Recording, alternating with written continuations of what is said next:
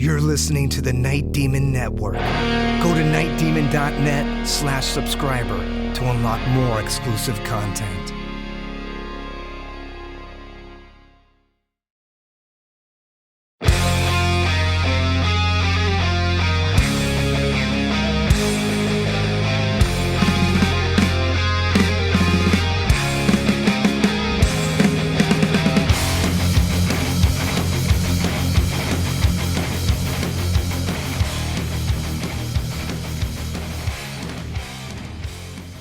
Hello and welcome to the Night Demon Heavy Metal Podcast. I'm your host Nesbit. In March of 2024, Night Demon played what is probably the premier metal festival in America. And having played it multiple times in the past, they decided to do a secret set, something to surprise their fans. And you'll hear all of it here. This is Hell's Heroes. For you tonight. I want to see all you motherfuckers go axe crazy!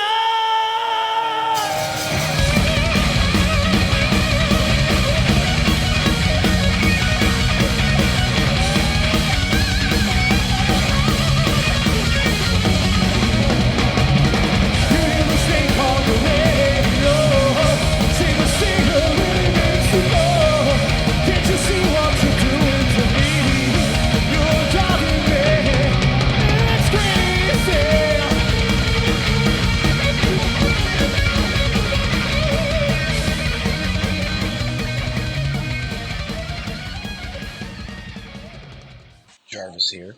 It's 5:45 a.m. We are on the plane, getting ready to make this the big bird in the sky. Going to Houston from LA. We left Ventura at 2 a.m. and the baggage drop-off line was the longest we've ever seen, but Armand was clever and tipped the sky cap $20 and we did our thing. So we're here. We're ready to go to Hell's Heroes. Our fourth time playing Hell's Heroes. So out of the 5 years they've had it, this is it. And that is the sound of the engine.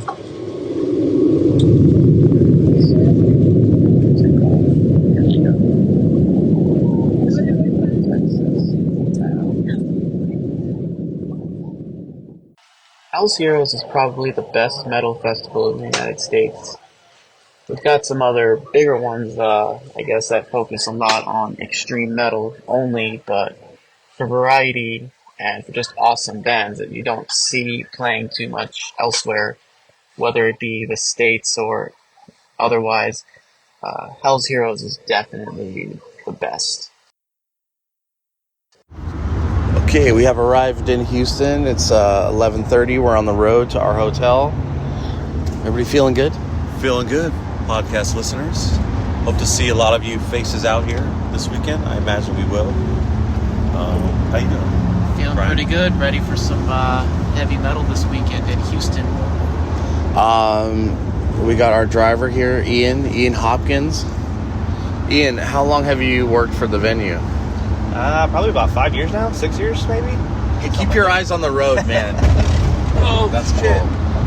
No, it's good to be back in Houston, and obviously the fest, right? This is the 6th edition. Well, technically it's the 5th, right? Yeah, 5th. Technically 5th, but number 6. Yeah, the pandemic year was skipped. There was an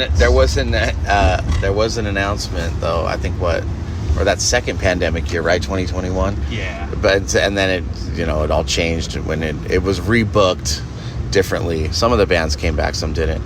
This is our 4th time out of 5 playing this thing, and I've been to all 5 actually. But yeah, we're stoked. We're here. The sky is gray and it's gonna rain tomorrow, but hopefully not too bad. And we're playing indoors, so whatever. Sorry, other bands. No, it's gonna be fine. Cool. Hell's Heroes. What is Hell's Heroes?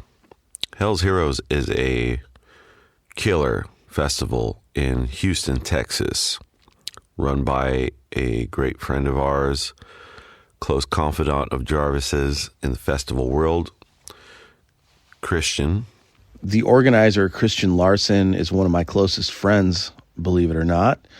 And he was in a band called Venomous Maximus out of Houston. And we had become friends years before the festival started through that. I had booked Venomous to come out and play Frost and Fire 3. I am the tale to tell.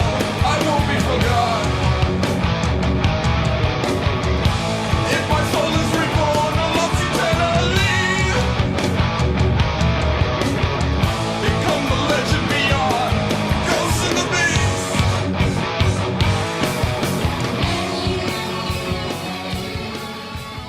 And they came out, and Christian loved the vibe so much. And he was talking to me and saying, hey, look, man, it would be amazing to do something like this in Houston, because he had been booking shows out there for years, and he was a talent buyer at a big venue called the White Oak Music Hall. So I was really encouraging him to do that, and just told him I would help him as much as I could along the way. And to this day, we still bounce ideas off each other all the time. And the fest has become the biggest traditional metal fest in the entire country.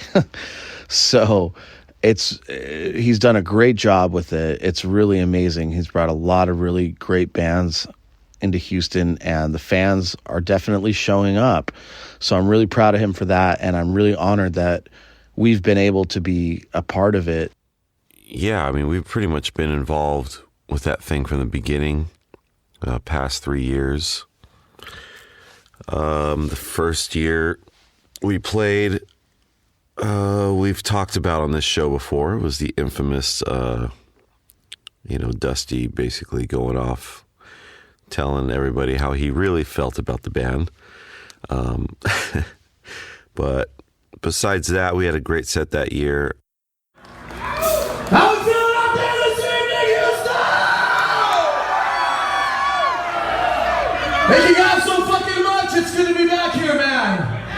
I want to thank everybody who came from far and wide to be here. I know we got more than Houston in the house tonight.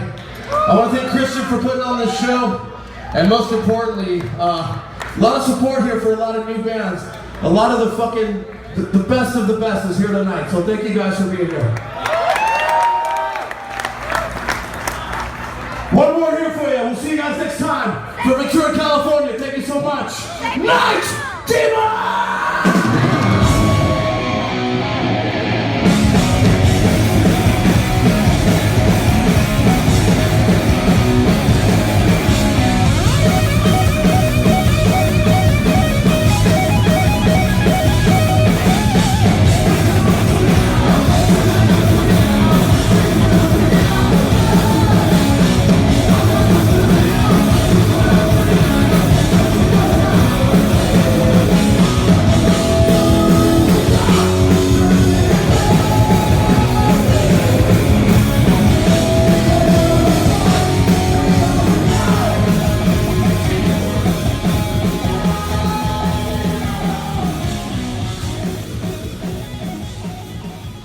That was indoors. They were doing 2 stages.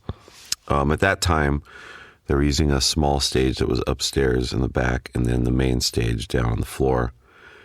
The last couple of years now, they've started using a stage outside, which is really awesome. It's a really big stage. I mean, you can probably, get a few thousand people out there. And with that being said, there's been some bigger bands added to the festival. I've been to every edition personally. There has been 6. Well, there's an asterisk year that didn't happen during the pandemic, but he decided to leave that number intact.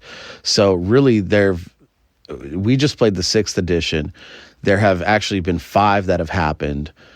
Night Demon has played all editions except for Hell's Heroes 2. But like I said, I did attend, and attending was great because that's where I met Justin from Newfoundland. And that's where he got drunk and promised to bring us to Newfoundland. So I'm glad I went there because that's how we connected with Nesbitt one-on-one, and that's why this podcast exists. So that was a sign of fate that I went to that edition that we didn't play. This was my second Hell's Heroes. We also played last year, but Night Demon has played 4 out of 5 of them so far. And I hope to keep playing more because they're just absolutely awesome. They're really just a ton of fun. In the past, it was great. It started out pretty organic. The first year was a one-day festival that took place in the big room in the venue and the small room upstairs. The small room is pretty, I think the big room seats around 1,000. The small room upstairs, maybe 200. We had played that small room before with Anvil, actually, when we toured with them. But Night Demon has always played the main stage inside, and we prefer it that way. The festival has grown now to, they have a huge outdoor stage, so I think a total of 3,000 to 3,500 people show up every year, and it can house that many. But we prefer the inside stage. It's just more controlled, and when you pack in 1,000 people in there, we're comfortable with that. It would be cool, I guess, to play outside and play to some more people, but like I said, playing indoors is always preferred. You can have your cool lighting. It's a nice, closer vibe, and it's by no means a small venue.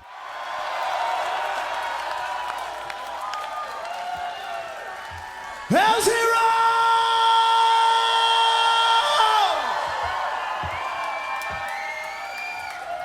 You guys feeling good out there today?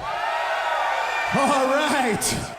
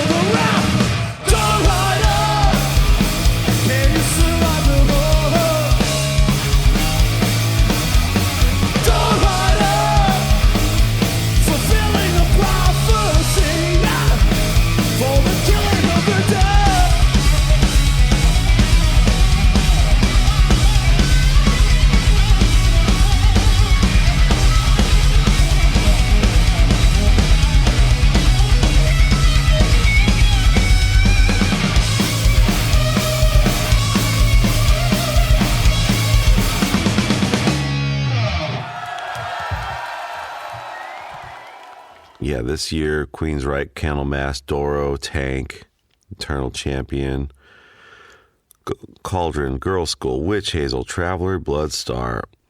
I tried to catch as many of those bands as I could. Some of the highlights was seeing Girl School in the morning. They played kind of early on the main stage. I played with Cirith Ungol right before Tank. So I got to watch a little bit of those guys. They brought the fire. Doro was great. Candlemass, I didn't get to see them much. I watched a lot of the Queensryche set. Those guys sounded really good as well. I spent a ton of time watching other bands. Highlights for me this year were Girl School, Demolition Hammer, and Destructor, and Tank. I never thought I'd see these bands in my life. And also Sodom on U.S. soil, something I never thought I'd see happen either. Fuck, Forbidden, Hellstar. It's also my first time seeing Traveler, who are absolutely great. I can't wait to tour with them later this year. But yeah, Hell's Heroes is pretty epic this year. But Cirith Ungol did play this year, so we did double duty, and they played outside during the day. It was quite hot.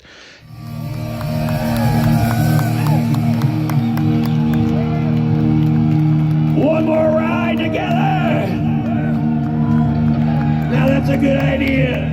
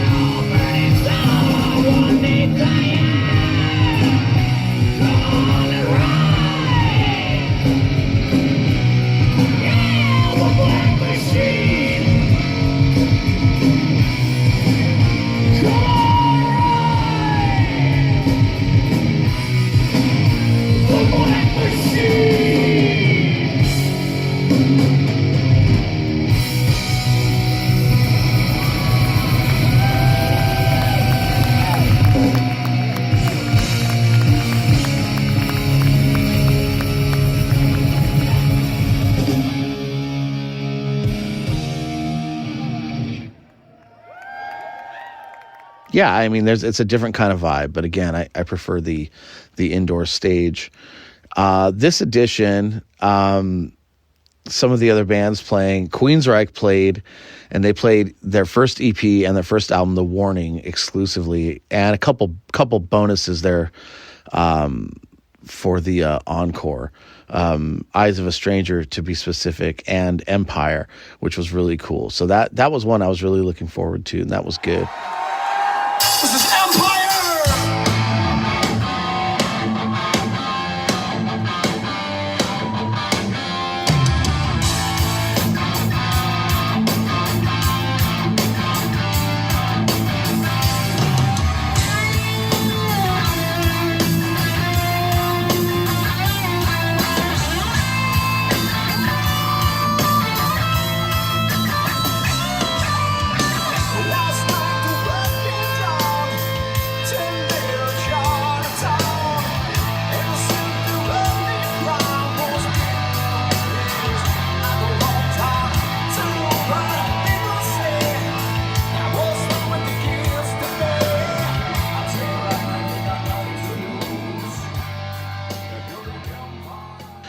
Candlemass returned. They had been there before. Tank, which actually Algie Ward, the founder of Tank, died, I believe, last year. And funny enough, side story, I got an email and was asked to be the new frontman of Tank. I'm an old school fan of Tank, and especially the first couple records. I was quite honored to be asked. Tank was invited to go to Japan to do a couple special shows, and Glenn, who is our promoter rep out there, actually hit me up and said, "Hey, the guys in Tank want to know if you want to join the band." And I'm like, God, it's kind of funny. Like, a lot of times, we get, we know people in the industry, and that's how we get asked to do specific things. And I thought this was just Glenn. Tank was looking for somebody, and Glenn was kind of recommending me, but that wasn't the case. Apparently, he had been talking to them and about the show, and asked the shows in Japan, and asked, who's gonna be there playing bass and singing. And they said that they didn't know, but they were looking for somebody. And then they asked him, "Have you heard of this Night Demon band?" And he's like, "Yeah, of course, I know them." And he's like, "Well, we don't know them, but we've checked them out, and this is definitely the guy." And I was just blown away, like, wow, that they would think of me like that. But, I did my thing singing with Jaguar for a bit, been playing with Cirith Ungol. I've got a lot on my plate. And, I really feel comfortable as just being the guy in Night Demon. And as much as it was an honor to be asked to do this, I mean, I literally just do not have the time to take on anything else. And I know that Night Demon would suffer by me doing that. So I'm focusing all of my attention and energy, or as much of it as I can, on Night Demon. So I hope that's cool with everybody. But Tank did play, and they actually did not get a singer bass player, which was traditionally what Algie Ward did in the band.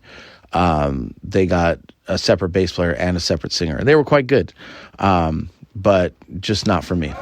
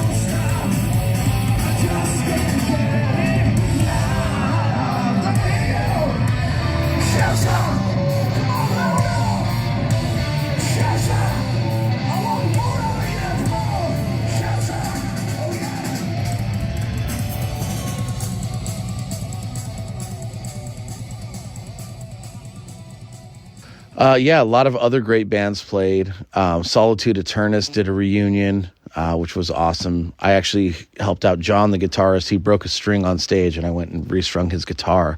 Luckily, I was on the side of the stage, and he's like, "Where the hell's my guitar tech?" And I was like, "Well, he's not here, but I'm here." So, Witch Hazel, who we've had on many editions of Frost and Fire, London and Frost and Fireland. Our buddies Traveler from Canada, they're actually going to be supporting us here in Europe coming up soon, actually in the fall. And Bloodstar, which features Jameson from Visigoth, who was also our roadie on this last tour, and our good friend Maddie and Noah. We took them on their first tour ever in 2018, so it's good to see them rising up. They're kicking ass. It was just a great day all around. The day we played, and the whole festival was great. We were there for all 3 days. So, leading up to that fest, I mean, we were there, day before we were going to play. Basically, this year, I stayed in the Heights House Hotel, which is basically known as, like, I guess you could call it the Riot House, like they used to call the Hyatt in L.A. Everybody stayed there that just wanted to party, Not to mention that the hotel we were staying at was the party hotel.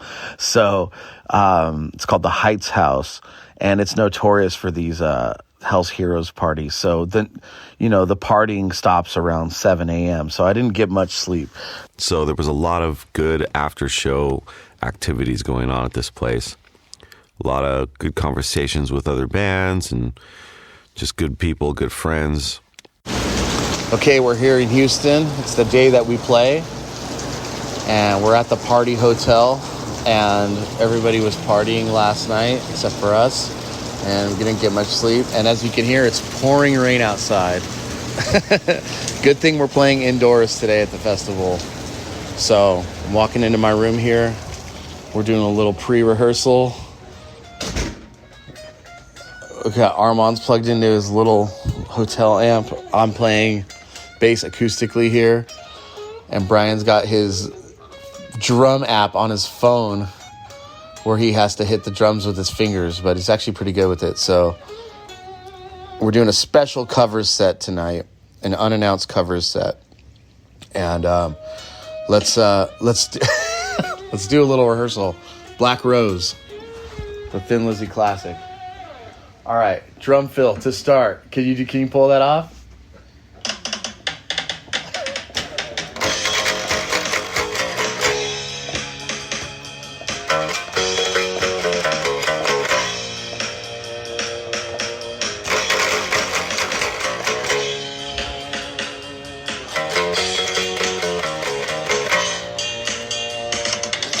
Tell me the legend of long ago, where the keys and the keys go, around to the black road.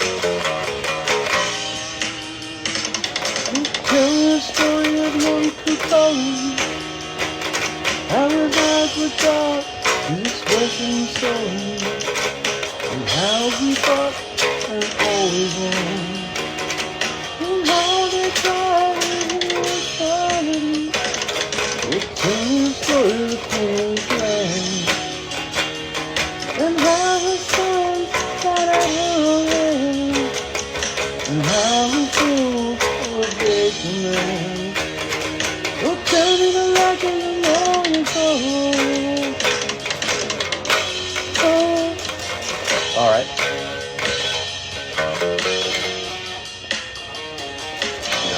Yeah, me too.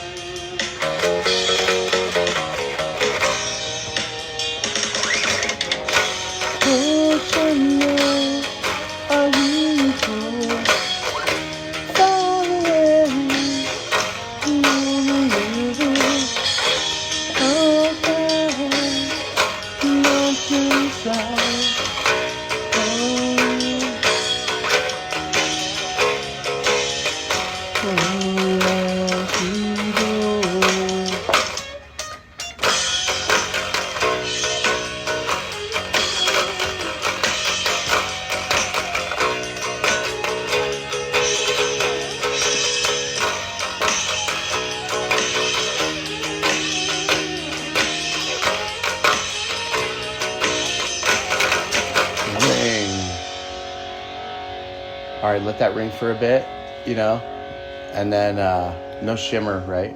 Just let it ring, and then I'll call out Athanar. Okay, cool. When Doro went on stage, everything seemed fine, and she did a Warlock set, so like an old school set from the band she used to be in. People were pumped. All of a sudden, the skies just turn black. It starts pouring rain again, and there is a thunderstorm warning along with a tornado warning. It was super rainy outside the day that we played. We were playing on the indoor stage, though, luckily, so. But soon before our set, tornado warning came through, and they had to start evacuating the venue. They had to leave or go to the inside room. The inside stage got filled to capacity pretty quick, though, so the rest who were stuck outside had to leave and go somewhere else entirely, which sucked.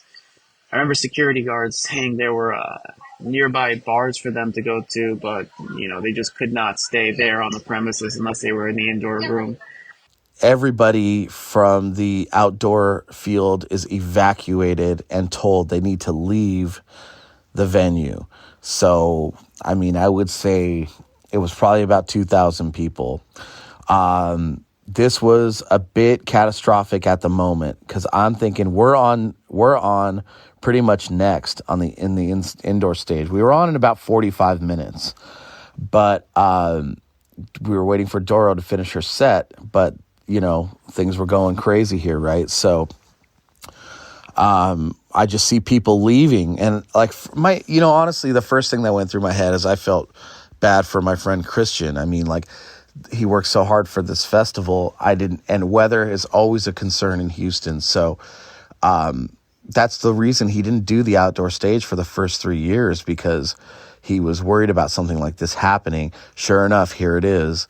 And I didn't want to see all his hard work go to waste, because of the weather. So people were being evacuated. I immediately just went to our backstage. There's no way I'm going to leave, especially since we're going to be on stage soon inside.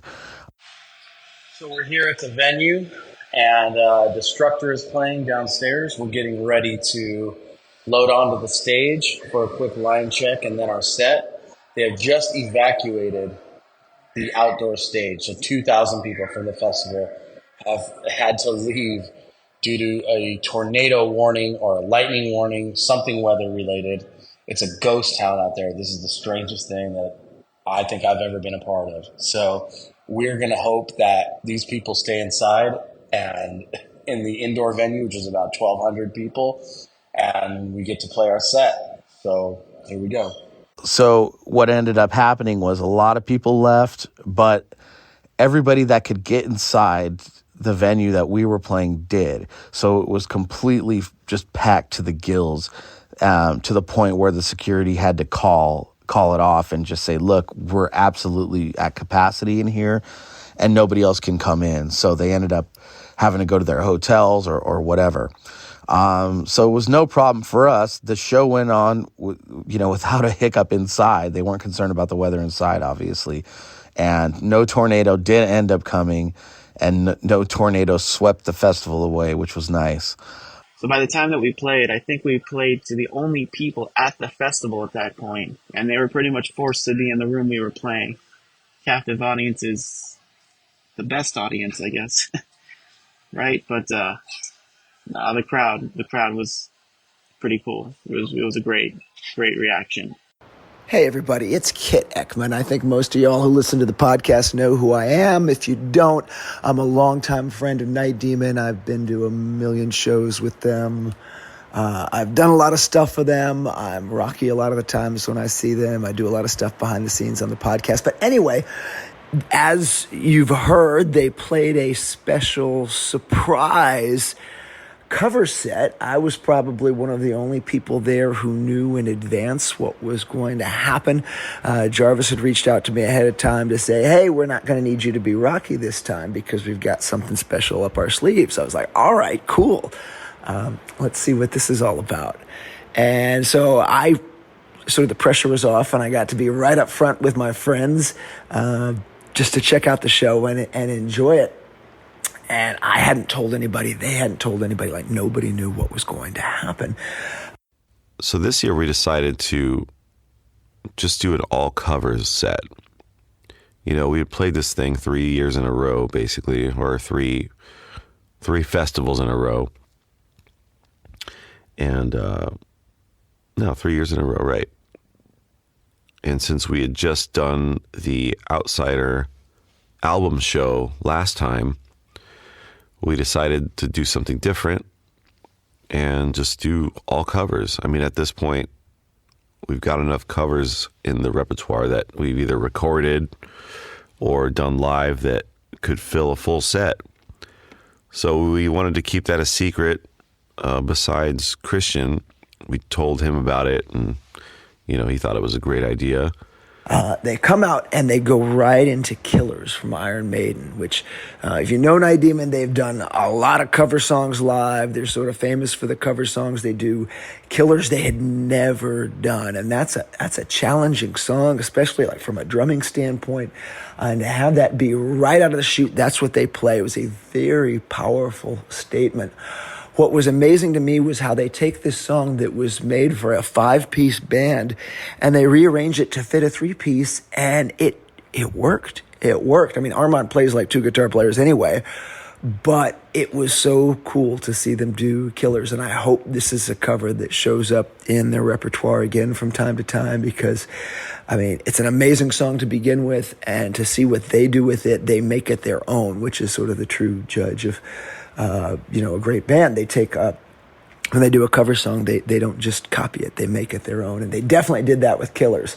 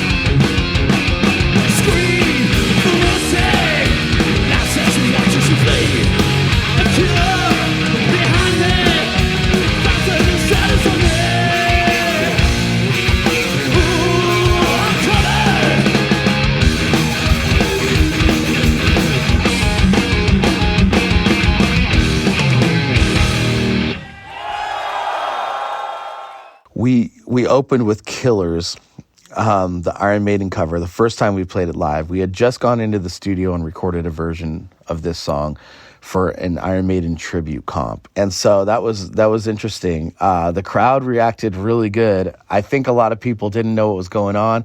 I heard afterwards that some people thought that we were just like playing the intro to Killers. and then we ended up, just like, wow, they're playing the whole song. Holy shit. So the studio version will come out. I don't know when. I don't even know if this year, but there's a lot of bands on that compilation. And I think we were one of the first bands to actually record the track. So keep an eye out for that. Killers. This is a new thing. We had just recorded this as part of a session that we did with Kurt Ballou recently in Oakland, California. This is going to be part of a compilation at some point of bands doing all songs from the Killers album. So we did that song, and at first, that wasn't really on the list of playing that live because we've never played it live before, and we spent a lot of time in the studio getting it worked out in the rehearsal room and everything. So I brought it up to Jarvis. I said, man, if we fucking play that song this weekend. And as soon as we broke into this intro, within 3 seconds, I saw confusion on the crowd's faces. And then a second later after that, there was just massive cheers. Nobody was expecting it. And that was pretty cool. It's always cool to, see the reaction in real time right in front of you. And that's a top favorite Maiden track for me, so that was pretty fun. All of our fans have probably seen us do all the other covers, that we had in that set. Besides maybe not. The only other one would be maybe Evil Like a Knife, because that was an exclusive thing that we did in Cleveland when we did the live record. So I was like, man, if we can pull that off live, I think it's going to really, really get people going. And sure enough, yeah, it was a fucking great way to start the set. That's it for part 1 of Hell's Heroes. Hell's Heroes 6 to be exact. Next week, we'll jump right back into Night Demon's set where they pull out more covers, including some very rare tracks. And you'll hear it all right here on the Night Demon Heavy Metal Podcast. Night Demon subscribers can stream this year and past years of Night Demon's Hell's Heroes sets in full on nightdemon.net. Check out the website on how you can become a subscriber and get access to the giant, huge archive of live shows, bonus tracks, and podcast companion media. Until next week, this is Nesbitt signing off.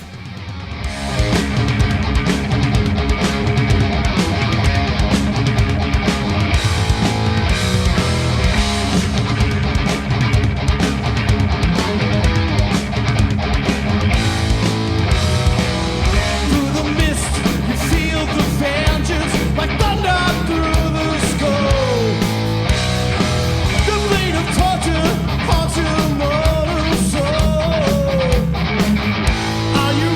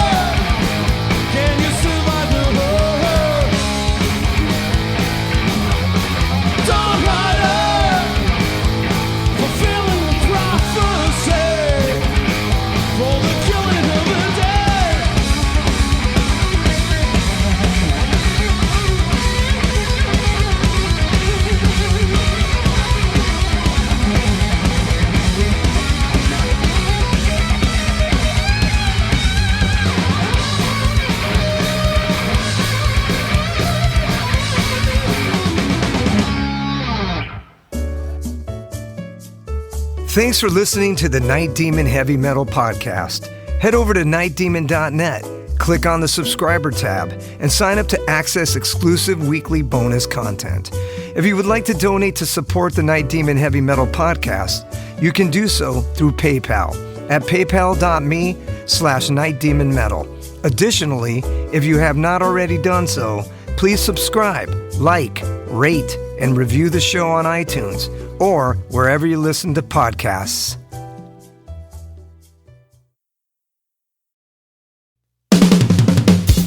All hail, Night Demon Heavy Metal Podcast listeners. This is Dusty Squires chiming in to tell you about my brand new signature sticks from the London Drumstick Company. I've dreamt of having my very own drumsticks ever since I was a wee lad, and LDC made that a possibility for me. Founded in 2016 in London, England, the birthplace of heavy metal, the London Drumstick Company has trailblazed a path through the music industry and taken the drummer world by storm.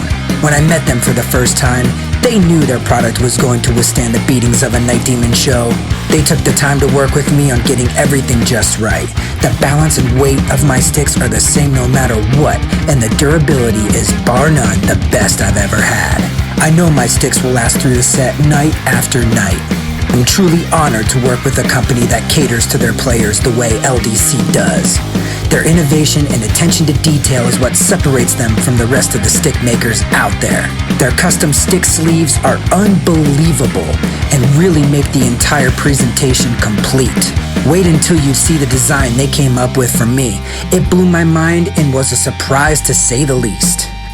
They have all kinds of amazing swag, including hoodies, t-shirts, drummer shorts, drum keys, stick bags, towels, face masks, practice pads, and much, much more. Even if you're not a drummer, you can be a part of Demon history and order my brand new signature sticks direct from their website. How cool is that? And to top it off, the London Drumstick Company are giving an exclusive offer to the Night Demon Heavy Metal Podcast listeners. Go to londondrumsticks.co.uk and receive a 15% store-wide discount using promo code DEMONSTICKS. All capital letters, no spaces, Demon Sticks. DEMONSTICKS. I can't thank everyone there enough for the opportunity to be a part of their family and for them trusting me with their amazing products. See you metal maniacs on the road very soon. And yes, the wood chips will be flying.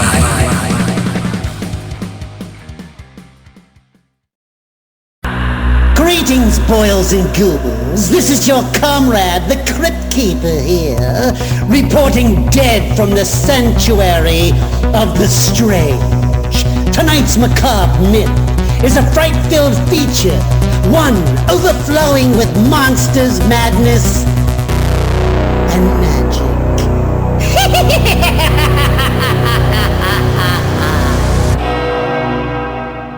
Visit our website at monstersmadnessandmagic.com to stay up to date on all the dark dealings within the sanctuary of the strange. Enjoy the show.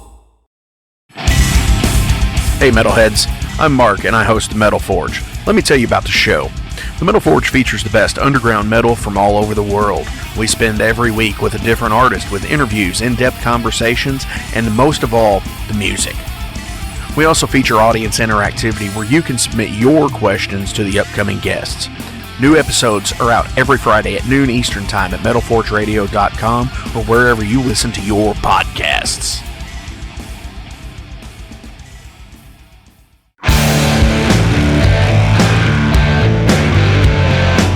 Want to know what's going on in the world of music? Then tune in to the Nothing Shocking Podcast, a non-genre based, all-ages friendly rock and roll program. Join us weekly for interviews with all your favorite rock stars from the mainstream to the underground. You can find us at nothingshocking.libsyn.com or anywhere you download podcasts.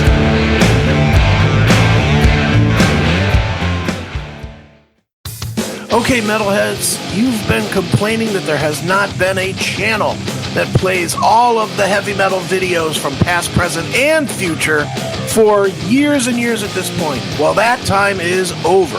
Heavy Metal Television is back. HeavyMetalTelevision.net is the website. Go there. You can see videos playing 24/7, 365, all the time. All the best from the old school, the new school, and everything in between. Check it out, HeavyMetalTelevision.net. It is where the metal is.